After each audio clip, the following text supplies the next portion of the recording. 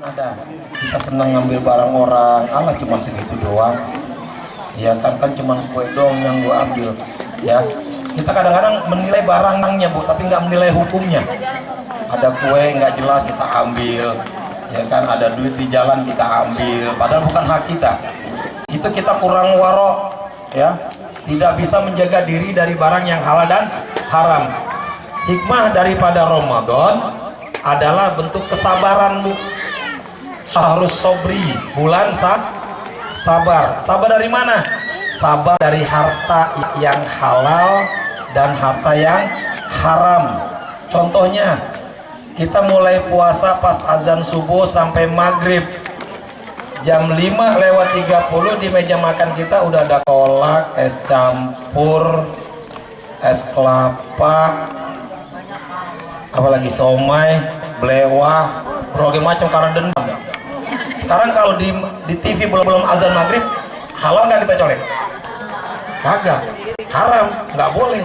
Padahal itu kan kita yang beli, harta kita yang kerja, duitnya halal. Tapi karena belum azan maghrib, kita haram untuk memakan. Itu contoh daripada kita harus sabar dari barang yang halal. Suami istri udah halal hubungan suami istri, tapi kalau di Ramadan coba-coba terjak tuh istri berapa? Ngerti Bu terjak? Iya. Ibu pernah diterjak Bu sama kucing? Kucing Bu. Ya.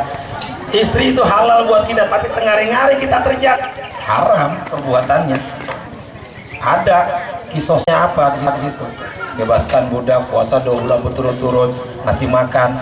Jadi puasa ini Bu, yang halal aja kita kudu sabar ya, apalagi yang haram. Jangan ngikutin zaman. Orang bilang sekarang Ustaz ya, nyari yang haram aja susah, apalagi yang halal. Coba ingat Bu, seorang pemuda ya, ada seorang pemuda di zaman Bani Umayyah.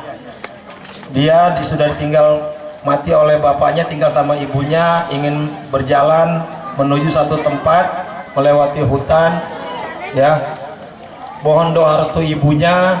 Ibunya bilang, nak, semoga kelak kamu dewasa nanti punya istri yang solehah. Itu pesan ibunya, ini doa ibu ya. Jalan anak itu dengan ridho orang tuanya, sudah jalan berhari-hari, saking laparnya, ada di pinggir sungai, dia lewat, ada buah apel Bu, nganyut. Apel nganyut, lihat gede banget, udah berapa hari dia nggak makan, cuma minum air saja. Apelnya dia makan karena saking laparnya.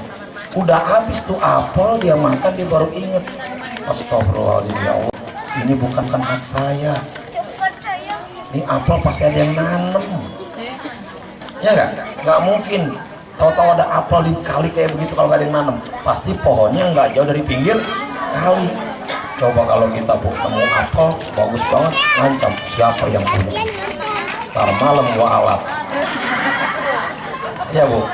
Soalnya saya pernah kehilangan rambutan Bu, sepohon di belakang rumah. Pohon rambutan Cimacan yang rambutnya bulunya panjang tuh, airnya banyak, yang lotok. Saya udah ngancam nih, besok pagi saya mau petik, mau kirim buat adik saya di pesantren Jawa Timur. Paginya saya longok grepes, habis dialap orang. Ini pengalaman nyata Bu, ya udah saya ikhlaskan saja. Nah pemuda ini ngeliat ada apel itu, dia makan, dia pikir nih, jangan, ini pasti ada yang nanem nih. Karena dia pemuda soleha, waro, berusaha menghindar barang-barang yang tidak hanya haram, barang yang syubhat, yang makruhat, apalagi yang muharramat. Yang syubhat itu yang jelas, yang makruh, yang dibenci, yang muharramat, yang haram, itu udah biasa ditinggalin. Karena lupa, lapar tuh apel dia makan, udah habis baru sadar, astagfirullah, saya nggak punya hak ini haram nih, dan saya nanti dicari Bu, Pak, itu siapa yang punya pohon apel nih, dicari sampai ketemu. Pas ketemu, cari pemilik kebunnya, laki-laki yang sudah berumur. Ketok pintu, assalamualaikum. Salam, ada apa nak? Pak, saya mohon maaf. Yang punya kebun bingung, tumben ketemu minta maaf. Ada apa Tom? Kalau bahasa kita, ini Pak, saya mohon diikhlaskan. Ikhlaskan apa? Kita ketemu aja baru tumben. Lu anak mana? Anak roh bambu. Ada apa sebenarnya? Ini Pak, saya di ujung sana itu mau apel Pak, Terus apa? Apelnya saya makan. Kayaknya apelnya punya omak. Bener. Itu laki-laki itu saking takutnya pemuda itu, dia jujur. Saya nemu apel, saya makan. Pas saya makan, saya ingat nih barang haram. Karena selama itu saya berusaha mengingatkan yang haram. Bapak tua itu terenyuh. Tumben amat gue nemu anak kayak begini. Jujur. Yang ada juga pohon gue di orang-orang. Ya kan, dianggap sama orang. Anak-anak kejujuran pemuda itu dites, Bu. Pak, dites sama bapak-bapak ini. Saya kagak ikhlas. Cuma ngetes. Saya kagak ikhlas. Itu apel kamu makan walaupun jatuh nganyut. Saya lebih rela apel itu busuk daripada kamu makan. Kamu tahu nggak? Nanamnya lama, nyari bibitnya. Ya kan? Saya ngerawatnya kayak gini kayak gitu. Pemuda bengong. Iya Pak, tolong diikhlaskan. Pokoknya saya siap menerima hukuman apa aja dah. Cuman gara-gara apel, Bu. Nah sekarang Al-Quran dikorupsi, ya kan? Koruptor KPK, Masya Allah. Ini apel doang. Kemudian Bapak tua itu bilang gini, oke, kalau kamu siap, betul siap terima hukuman, apa yang akan saya sebutkan? Silakan. Siapa? Yang penting Bapak mau mengikhlaskan apa yang saya sudah makan. Gak mungkin saya keluarin lagi Pak, kalaupun keluar bentuknya lain. Ya kan? Baik, oke. Kamu akan saya hukum dengan menikahkan anak gadis saya. Dengan menikahi, kamu akan saya pinang-pinang gadis saya. Seneng Bu, tuh pemuda. Alhamdulillah. Gara-gara nemu apel mau dikawinin. Ibunya sebelumnya pesan, doain mudah-mudahan nak engkau dapat istri yang soleha. Itu gimana Pak? Iya, tapi ntar dulu. Kamu harus tahu, anak saya sudah cukup umur. Dia sudah mendambakan laki-laki soleha. Ya, kamu harus tahu anak saya kondisinya sangat memprihatinkan. Matanya buta. Bengong tuh pemuda. Ya Allah, matanya buta, kagak bisa ngeliat. Kupingnya budek, mulutnya bisu, habis banget. Udah kali cuma 3, kakinya lumpuh. Ya, langsung tuh pemuda langsung ngerunduk. Gue udah terlanjur janji, apa aja hukumannya gue terima. Kamu siap? Mikir dulu. Baik Pak, saya sudah lengkap. Akhirnya Bu, menjelang hari H pernikahan, ya kan, ketika ada penghulu, ada orang tuanya, wanita itu nggak dihadirkan, tapi harinya di kamar. Selesai ijab kabul, bapak mertuanya ini bilang gini, Neng keluar, keluar Bu, sana. Didampingin sama ibunya, kagak digendong, kagak apa, jalannya gancang. Tahu lagi dia kudu duduk di mana, diajak ngomong ngejawab lagi. Pemuda bingung, Pak, bini saya yang mana? Yang itu? Bukan. Katanya buta, katanya budak, katanya bisu, katanya lumpuh. Lah kok ini tadi jalan gancang banget, dipanggil nyamuk, duduk bisa banget, ya kan? Dibilang-bilang kayak gitu, ngomong bisa. Apa kata bapak itu? Yang saya maksud dan saya rahasiakan selama ini adalah anak saya, putri saya, matanya buta dari barang-barang yang haram. Nggak pernah yang namanya nonton infotainment di TV. Ya, gosip artis kagak pernah. Emang dulu belum ada TV.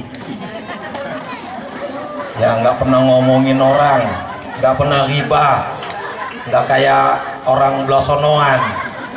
Di sini ada nggak Bu yang sering ghibah? Tahu Bu ghibah ngomongin orang?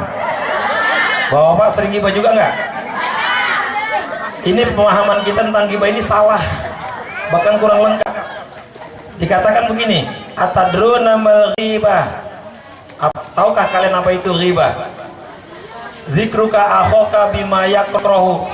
Yang namanya ghibah itu menyebut apa yang ada dalam diri saudara kamu yang tidak dia sukai.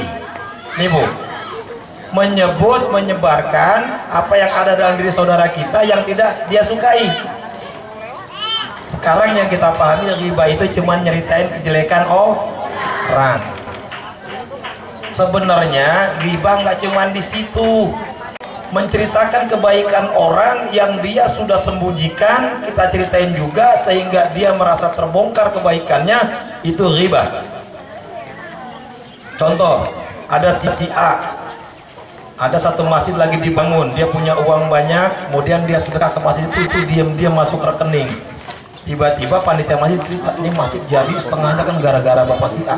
Pada bapak si A itu udah ngumpet-ngumpet sedekahnya, agak mau supaya sedekahnya diketahui orang, karena sedekah itu kan sirro wa ala niyah, disembunyikan lebih bagus, di terang-terangan asal nggak ria juga boleh. Bapak itu mau ngambil yang utama. Kemudian tersebar di panitia, bapak hebat ya, saya dengar dari panitia yang terima bapak pengen nyumbang. Kecewa dia, panitia masjidnya dosa. Apapun yang namanya tidak disukai orang, baik kebaikannya apalagi keburukannya, itu namanya ghibah. Ramadan adalah bentuk kesabaran, sabar terhadap barang yang halal apalagi yang haram. Siap Bu ngindarin ghibah ya? Insya Allah. Kalau ibu mau dikatakan berhasil dalam taklim ini, terapkan apa yang disampaikan baik oleh Ustadz Masud tadi maupun oleh saya dan juga nanti oleh guru kita ya. Yang penting adalah adanya perubahan dalam diri kita. Mari kita sambut Ramadan dengan mengharapkan ridho dari Allah Subhanahu wa Ta'ala. Saya atas nama pribadi dan juga atas nama keluarga dan atas nama warga yang tidak hadir di sini ya, dalam kesempatan yang sangat baik ini mengucapkan permohonan maaf yang sebesar-besarnya. Mungkin saja ada kesalahan ya, mohon diikhlaskan, ada kekeliruan mohon dimaklumi. Mudah-mudahan Ramadan yang kita masuki benar-benar Ramadan yang membawa keberkahan, maghfirah dan rahmah bagi kita. Demikian, Allahu a'lamu bishawab, kurang lebihnya mohon maaf. Al-haqqu min rabbika fala takunanna minal mumtarin. Wabillahi taufiq wal hidayah wal afu minkum. Wassalamu alaikum warahmatullahi wabarakatuh.